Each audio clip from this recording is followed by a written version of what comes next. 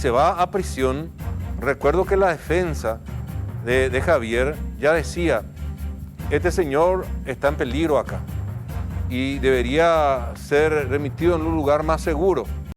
Pasó el tiempo, pasaron los años y ahora salta la cuestión de que lo llevan a emboscada porque tenían, dice la autoridad penitenciaria, el reporte de la probabilidad de un atentado contra su vida. Entonces queríamos saber de parte de su abogado cómo ha avanzado el caso, si qué cambió, si su defensa también maneja la misma información que tiene la autoridad penitenciaria de nuestro país para tomar. Esto es así, en el contexto penitenciario, ellos tienen la potestad de hacer esto, de mudarte de una cárcel. Claro, hay que estar fundamentado, hay que tener, digamos, una cuestión fundamental para hacer el traslado. Sí. Tienen que tener un argumento, ¿verdad? Sí, señor. Con este caso valedero, por cierto, la integridad. Lo que queríamos saber un poco es si la defensa de Cucho también estaba al tanto del peligro que corría su vida. Probamos por la línea telefónica. Pedro Wilson Marinoni, buenas tardes, ¿cómo te va? Muy buenas tardes a ustedes, a la audiencia y a las órdenes. Entiendo que ya pudiste visitarle a tu defendido, al señor Cabañas, en el penal de Emboscada. ¿Cómo está? Sí, acabo de salir justamente del penal de Emboscada. Estuve hablando con Cucho y él está muy bien de salud, no tiene ningún rastro de alguna lesión física y por el momento no sabemos realmente el motivo del supuesto traslado, pero según la información que había salido por los medios de prensa y también por el comunicado, se trataría de una amenaza de muerte que tiene y que posiblemente querrían atentar contra su vida y que ya habían pagado inclusive a gente para que eso acontezca, ¿verdad? Yo le pregunté a él si él tenía algún inconveniente con algún grupo, con algunas personas, y me dijo que él no tenía problemas con nadie, que le extrañaba también, inclusive él cuando estaba siendo trasladado temía por su vida porque cualquier cosa podía ocurrir en el trayecto. Claro. Ahora, Pedro, yo recuerdo cuando a poco de irse Javier Cucho Cabañas a la cárcel ya se hablaba de ciertos riesgos que podría correr su vida y decía acá Nati, mi compañera, acá en los estudios de NPI, que pasaron los meses, pasaron los años y ese tipo de situaciones. Yo recuerdo que la defensa, usted había planteado ya esta situación anteriormente y de repente ahora salta esto y acaba de confirmarme que ustedes no manejaban nada, ni un cambio, algo que haya pasado en los últimos días, al menos ustedes no estaban manejando nada, Pedro. No, nosotros no estábamos al tanto. La denuncia nosotros habíamos realizado ya de un comienzo, porque siempre existieron amenazas de muerte, pero lastimosamente la gente del juzgado, fiscalía y mismo medio de prensa siempre pensaban que se trataba de una estrategia de defensa. Sin embargo, todo eso que anteriormente habíamos denunciado hoy se corrobora, porque según la información recabada a través del Ministerio de Justicia, esto surge de información de inteligencia del propio gobierno, que mencionan de que solamente ya faltaba acordar un monto para que se le que acabe con la vida de Cucho Cabañas. O sea, es gravísima la situación y surge de organismos del Estado, no de la defensa. Y nosotros estamos preocupados por su situación procesal, porque él está hace 2 años, 8 meses dentro de la prisión y ya está sobrepasado el tiempo mínimo establecido por el artículo 236, que dice que nadie puede estar más de 2 años privado de libertad, salvo que tenga una condena en su contra. Cucho ni siquiera llegó a una preliminar, su acusación fue anulada y hoy día estamos pendientes de una resolución en Cámara también de una revisión de medidas justamente por los 2 años que habían transcurrido. Hemos presentado fianza real, todas las garantías correspondientes para que él pueda guardar por lo menos prisión domiciliaria y ahí sí vamos a tener nosotros la garantía necesaria para poder preservarlo con vida, porque él puede tener amenaza en Tacumú, pero también lo mismo puede ocurrir en Emboscada. ¿Quién nos dice que esa gente que quiere atentar en su contra no va a pagar a gente de Emboscada para acabar con su vida? Esa es la realidad. Vos sabés, Pedro, cuando arrancábamos el programa esta tarde a las 3 me decía Nati, ¿Cucho tiene condena? Y le decía no. Y me decía eso que estás planteando, Pedro, o sea, ¿cómo puede estar tanto tiempo en la cárcel? Me decía.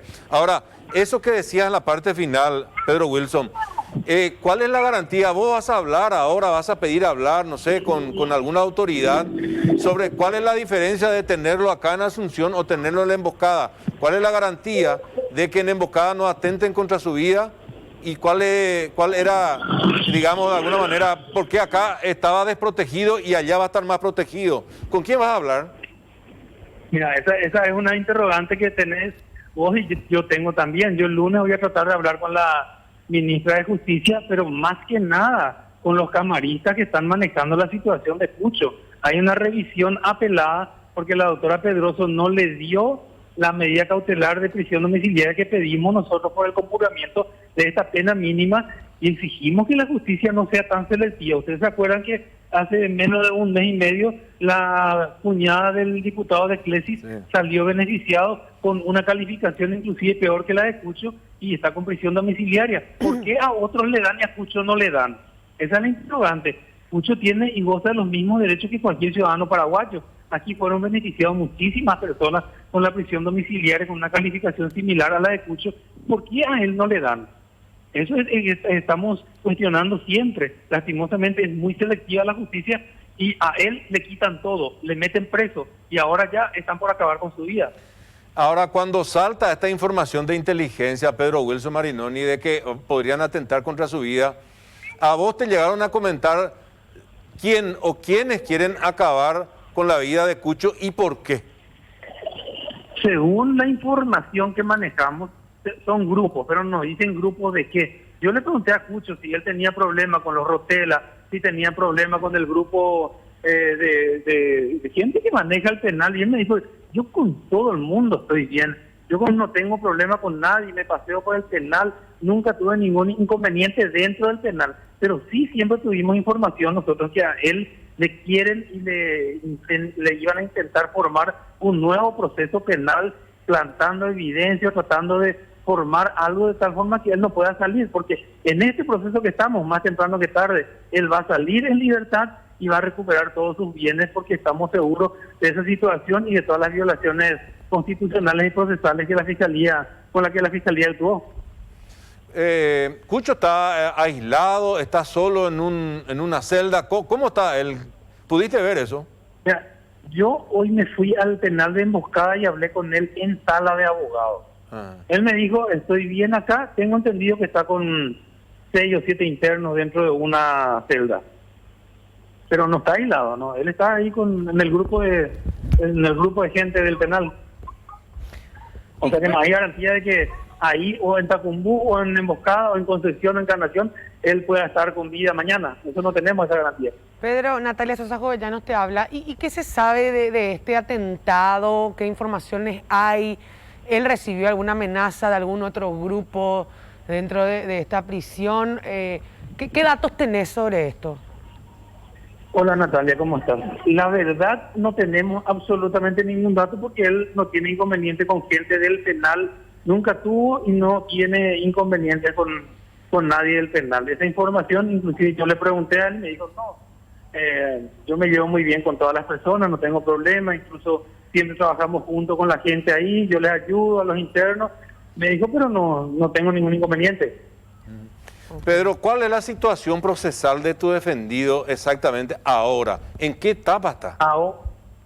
Ahora él está en la etapa donde ni siquiera llegamos a la audiencia preliminar porque la Fiscalía presentó una acusación y no presentó las evidencias que exige el código en el artículo 347, última parte, donde dice que al presentar el Ministerio Público su escrito conclusivo, como es la acusación, deberá acompañar todos los elementos probatorios y la carpeta de investigación fiscal para que la defensa pueda analizar en el plazo común de 5 días, dice la ley. La Fiscalía presentó la acusación, pero no las evidencias, que lo hicieron 87 días después, y después de que la jueza Alicia Pedroso le tendiera la mano y se abrogara atribuciones parlamentarias, extendiendo plazos legales en 4 oportunidades, intimando a la Fiscalía. Entonces, hoy día no llegamos ni siquiera a la segunda etapa de lo que prevé nuestro ordenamiento jurídico penal, que es la audiencia preliminar, porque la Fiscalía planteó una acción de inconstitucionalidad ante la anulación de la acusación presentada en forma extemporánea por Lorena Ledesma. Esa es la situación. En ese estadio estamos hace 1 año y medio que la Fiscalía presentó esa acción y todavía la Corte no resuelve. Por eso Cucho está ya hace 2 años, 8 meses en prisión. Y como te digo y te reitero, el artículo 236 habla que ninguna persona podrá estar más de 2 años en prisión, salvo que tenga una condena. En este caso no llegamos ni siquiera a la audiencia preliminar, ni siquiera acusación tenemos. Y pasaron 8 meses de más. Hablaba de que estás muy seguro que tu defendido próximamente va a recuperar también todos sus bienes. ¿Qué va a suceder con aquellos bienes que ya fueron rematados? Y el Estado va a tener que indemnizarle al precio de mercado actual. Eso vamos a exigir porque así dice la ley. Nosotros vamos a hacer cumplir exactamente lo que dice la ley, por más que ellos no hayan cumplido. Porque ustedes saben perfectamente que esa ley de Senavico es totalmente inconstitucional, atenta contra la propiedad privada. Nadie puede ser privado de su propiedad salvo una sentencia judicial firme, dice. En nuestro caso, no existe ninguna sentencia judicial firme que le condene en primer lugar a Cucho y en segundo lugar que ordene la entrega de sus bienes a terceras personas o en administración. ¿Qué vas a plantear vos después de hablar el lunes con las autoridades? ¿Vas a analizar la posibilidad, a la alternativa de mudarlo de prisión? No sé si Cucho quiere estar en Asunción o a lo mejor quiera estar, en la cárcel regional de Ciudad del Este, no sé. Lo que nosotros queremos, y Cucho quiere por lo menos una prisión domiciliaria que le corresponde ya por ley. E incluso nosotros ofrecimos un domicilio acá en Asunción, porque él es de Ciudad del Este, puede inclusive pedir la domiciliaria en Ciudad del Este, pero nosotros pedimos que él guarde su prisión domiciliaria en el radio urbano del juzgado de la Fiscalía para estar sometido al proceso. Todo eso ofrecimos fianza real, garantía de persona solvente para garantizar de manera personal también, con arraigo suficiente. Aún así la justicia no nos da a nosotros la prisión domiciliaria. Vamos a ver qué resuelve la Cámara en el transcurso de la otra semana, porque lo ideal es que él guarde por lo menos prisión domiciliaria y interín se tramite este proceso. ¿Vas a insistir sobre ese punto, Pedro, ante esta nueva situación, ante este escenario? Y hay un escenario nuevo y creo que es bastante comprensible esta situación.